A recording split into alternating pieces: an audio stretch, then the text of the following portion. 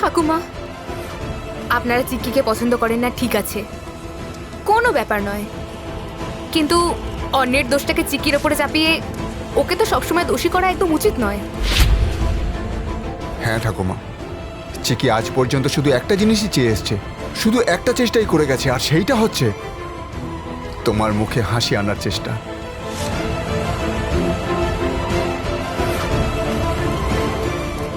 চিকি হয়তো তোমার পছন্দের নাত বউ হতে পারেনি, এটা সত্যি, কিন্তু সে হচ্ছে এই বাড়ির লক্ষ্মী, অলক্ষ্মী নয়।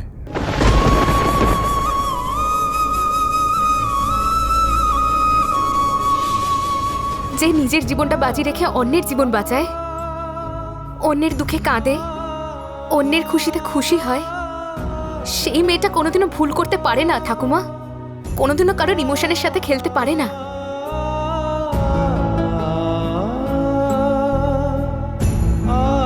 ঠাকুমা, আপনার কাছে আমার একটাই রিকোয়েস্ট, চিক্কিকে ঘৃণা করা বন্ধ করুন।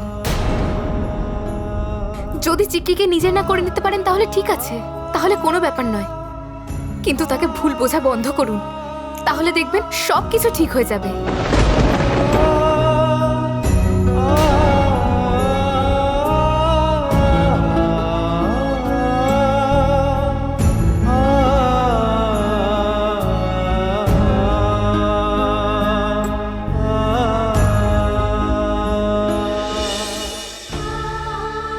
থ্যাংক ইউ অনুরাধা, আজকে তুমি আমার জন্য যা করলে সেই সব কিছু তুমি সেই দিন আমার জন্য যেটা করেছিলে, আমার ভাইকে বাঁচিয়ে আমার জীবন বাঁচিয়ে দিয়েছিলে, সেই সবের তুলনায় তো এইসব কিচ্ছু নয়। শুধুমাত্র একটাই উইশ করব, তুমি সবসময় খুশিতে থাকো, আর তুমি যেন তোমার অধিকার পাও। হ্যাঁ চিকি, তুমি কারো ঘৃণা নয়, বরং অনেক অনেক ভালোবাসা ডিজার্ভ করো।